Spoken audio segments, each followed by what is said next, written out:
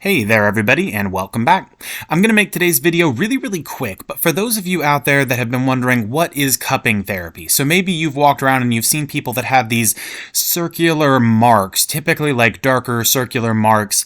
Often people will have these, you kind of see them at the gym, or if you see people maybe that are out swimming, and you'll see these like all over their back or something like that, and you just kind of wondered, what is this? Is it something that you should consider? Things of that nature. I'm going to try to cover the basics in this video. Now, before we get started, don't forget to like and subscribe and check out the channel for new content.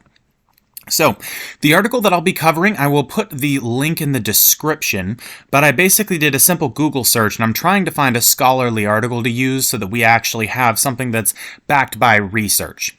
So, the basics to this, we're just covering in the abstract, but I'm going to go throughout to kind of summarize. So, you'll see it's an older method, however, it's been kind of coming back over time, and I think that it's one of those things that it's very interesting to see. So it's really easy to jump into kind of seeing, okay, it looks interesting, it sounds interesting, I want to do it. So I do want to note here, I'm not advocating for or against this, and you need to consult a doctor, basically a physician, but you need to make sure that you're doing your own research and you need to make sure that you're doing whatever's best for you in your given situation. I'm not advocating, again, for or against this.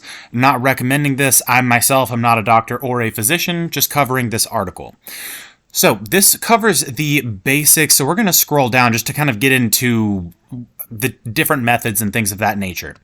So you'll see here there are different types of cupping therapy. However, dry and wet are the two main types. So you'll see here dry cupping pulls the skin into the cup without any kind of scarifications, and in wet cupping, the skin is lacerated so blood is drawn into the cup. So this has actually been something that appears to have been around for centuries, but is, again, becoming more common for really just in recent years or even just recent decades. So a couple of things to note here. So you'll see it's typically 20 minutes or so per session, usually about 5 steps. But you'll see they have, basically the idea is they're putting these, they're disinfecting the area, putting these cups and kind of like applying this suction, and the idea is, as we're scrolling down, we'll see kind of the general purpose. So the results, you'll see they have a bunch of articles that have been identified, and the effects, so right here we're going to notice that it appears to induce comfort on a systemic level.